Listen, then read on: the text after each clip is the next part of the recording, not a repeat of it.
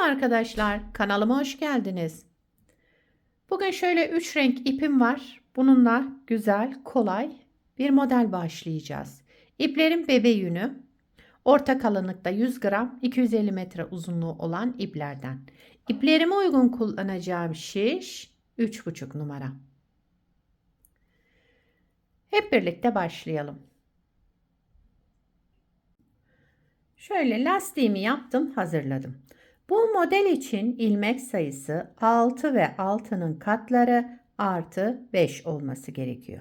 Yani her model 6 ilmekten oluşuyor. En sonuna da 5 ilmek ekleyeceğiz. Ben bir ters bir düz lastik hazırladım. Kiremit rengi ipimle. Şimdi şu krem rengi ipime geçiyorum. Modelimiz 4 sıradan oluşuyor. Yani her renkle 4 sıra öreceğiz. Şimdi birinci sıra ön yüzündeyim. Kenar ilmeğimi renk değiştirdiğim için ördüm. Şöyle. Şimdi 3 ilmek düz ördüm. Şöyle. Kenar ilmeğinden sonra 3 ilmek düz, 3 ilmek örmeden alalım. 1 2 3. 3 ilmek örmeden aldım. İpim arka tarafta. Tekrar 3 ilmek düz. Şöyle. 3 ilmek örmeden alalım. 3 ilmek düz. Şu arkada kalan ipi çok çekmeyelim. Yoksa örgümüz şöyle iç içe girer. Bakın şöyle durması gerekiyor. 3 düzden sonra 3 ilmek örmeden alalım.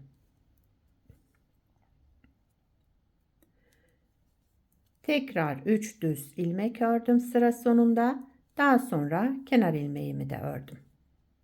Birinci sırayı tamamladım. İkinci sıra arka yüzüne geçtik. Şöyle. Burada yapacağım işlem kenar ilmeğinden sonra 1 2 3 ve 4 ilmek şimdi ters ördüm. Kenar ilmeğinden sonra 4 ilmek ters ördüm. Burada bakın örmeden aldığım ilmeğin bir tanesini de yine ters ördüm. Toplamda 4 ters sıra başında. İpi kendimden tarafa aldım. Sıradaki ilmeğimi örmeden aldım.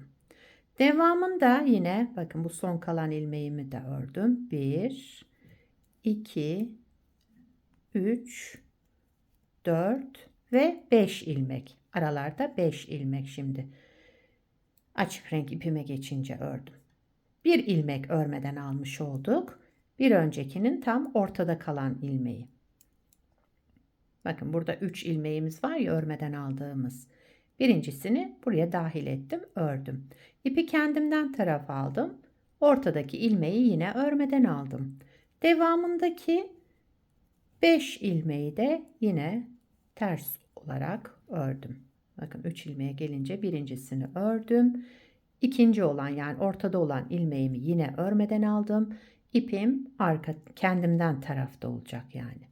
Sıra sonunda 4 ilmek ters örüyoruz. Şöyle. Daha sonra kenar ilmeğimi de düz ördüm. Üçüncü sıra ön yüzüne geçtim.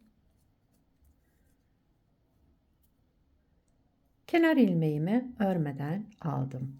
Bütün ilmeklerimi düz örüyorum. Bakın. Sıra sonuna kadar ilmeklerimin tamamını düz örerek devam ediyorum.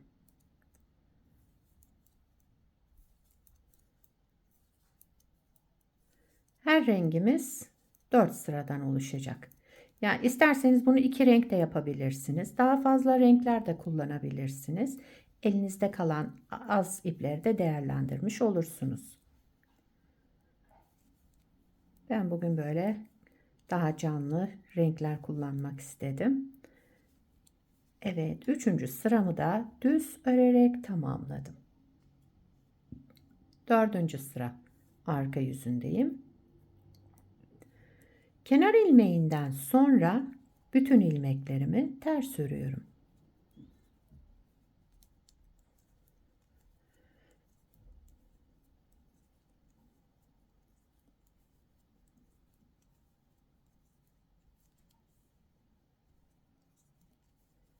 4 sırayı tamamladım.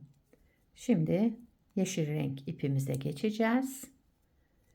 Bir 4 sırada onunla kuralım. Daha iyi anlaşılır olsun.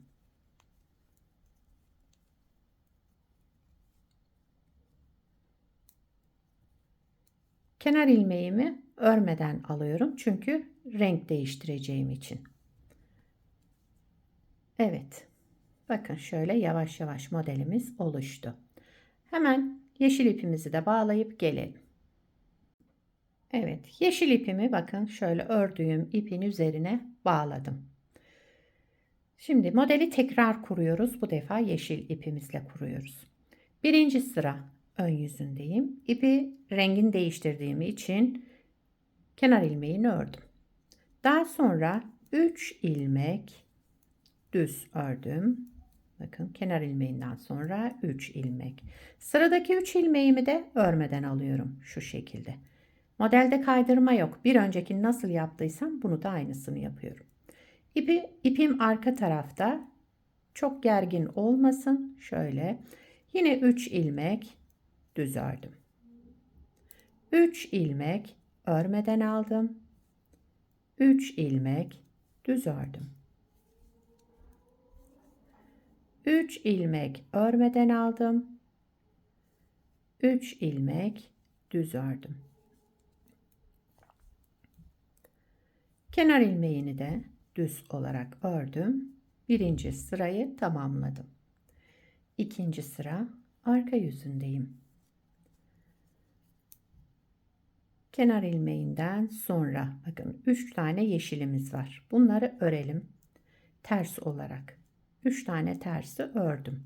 Şu örmeden aldığım 3 ilmeğe geldim. Bunun birincisini de ters ördüm. Şöyle toplamda 4 ters ilmek örmüş oldum. İpi kendimden tarafa aldım. Sıradaki ilmeğimi örmeden aldım. Devamındakini yine ters ördüm ve diğer yeşil ilmeklerimi de ters olarak ördüm. Şöyle yine geldim buradaki 3 ilmeğe, açık renk olanı. Birincisini ters ördüm. Burada toplamda 5 ters ilmeğimiz oluştu. Sıradaki ilmeği örmeden aldığım ip kendimden tarafta. Burada 1, 2, 3, 4, bunun da bir tanesini örerek 5 ilmek ters ördüm. Bir ilmek örmeden aldım. Kalan 4 ilmeği de yine ters örüyorum sıra sonunda. Aralarda 5 ilmeğimiz oluşuyor. Sıra sonunda ve başında 4 ilmek tersimiz oluşuyor. Kenar ilmeğimi de düz olarak ördüm. İkinci sıramızı tamamladık. Üçüncü sıra ön yüzüne geçtim. Şöyle bakın yavaş yavaş gösterdi model kendini. Üçüncü sıra ön yüzünde kenar ilmeğimi örmeden aldım. Daha sonra bütün ilmeklerimi düz örüyorum. Sıra sonuna kadar ilmeklerimizi düz örerek devam ediyoruz.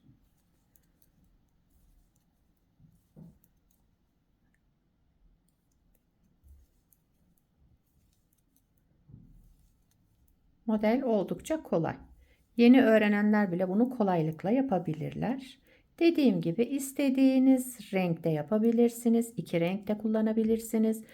Daha fazla renklerde kullanabilirsiniz. Evet, 3. sıramı da tamamladım. 4. sıra arka yüzündeyim. Kenar ilmeğimi örmeden aldım. Bütün ilmeklerimi ters örüyorum. Son sıramız. Modeli 2 kez kurmuş olduk. Yani 2 rengi de yaptık. Diğer rengimizle de lastiğini yapmıştık.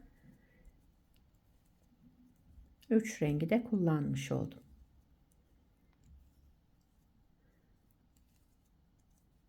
Bundan sonrası anlaşılmayan yer olduysa videoyu tekrar baştan izleyerek yapabilirsiniz. Modelde dediğim gibi kaydırma yok. Aynı şekilde birinci modeli nasıl başladıysak diğer renklerde de aynı şekilde devam ediyoruz. Kenar ilmeğimi burada örmeden aldım. Çünkü renk değiştireceğim. Kiremit rengine geçeceğim burada bakın. Kiremit rengiyle kenar ilmeğini örerek devam edilecek. Daha fazla anlatmama gerek yok bence. Model böyle devam ediyor. Bakın. Model oldukça güzel, kolay ve gösterişli. Kalan iplerinizi de bu şekilde değerlendirmiş olursunuz. Bir parçada daha önce yaptım. Şöyle göstereyim. Burada da yeşille yaptım lastiğini. Burada kiremit rengi kullanmıştım. Hangisi hoşunuza giderse, yani hangi ipiniz daha fazlaysa daha doğrusu, onu lastikte kullanabilirsiniz. Diğerlerini üzerinde kullanırsınız. Modelin ilerlemiş hali bu şekilde olacak. Burada da hazır lastik uyguladım. Bir ters bir düz başlıyoruz. Arka yüzünde hem tersi örüyoruz hem düz ilmeği. Ön yüzünde düzleri örmeden alıyoruz. Sadece ters ilmekler örülecek. Kanalımda var bu lastiğin yapımı. İsterseniz linkini bırakabilirim eğer bulamazsanız. Arka yüzü de bu şekilde. Dediğim gibi şu ipleri çok böyle gergin yapmayın. Bakın şöyle esneme payı bırakın. Yoksa önde şöyle model toplar kendini. Bebek örgülerinde de daha açık renklerle yapabilirsiniz. Daha soft şöyle. Bugünkü modelimiz de buydu. Yetişkin örgülerinde, çocuk örgülerinde hepsinde kullanabiliriz. Bebek örgülerinde daha açık renkler kullanabilirsiniz. Yelek, hırka, süveter, bebek battaniyesi daha kalın iplerle. Etol şal yapımında da kullanabilirsiniz. Atkı, bere, özellikle bere de çok güzel olur. Sadece altına şöyle 2-3 model koyup üzerini tek renkle düz de devam edebilirsiniz. Bu modeli devam etmeyebilirsiniz. Yani düşünün bordür gibi olur. Lastiğin üzerine şöyle 3 defa modeli kurarsınız.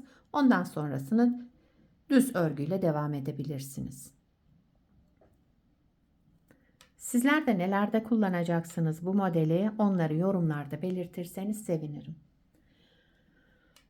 Beni buraya kadar izlediyseniz bir beğeni yapmayı, yorum yapmayı, beni desteklemeyi unutmayın. Şimdiden hepinize teşekkürler. Yapacak olanlara kolay gelsin. Bir sonraki videoda görüşmek üzere. Hoşça kalın.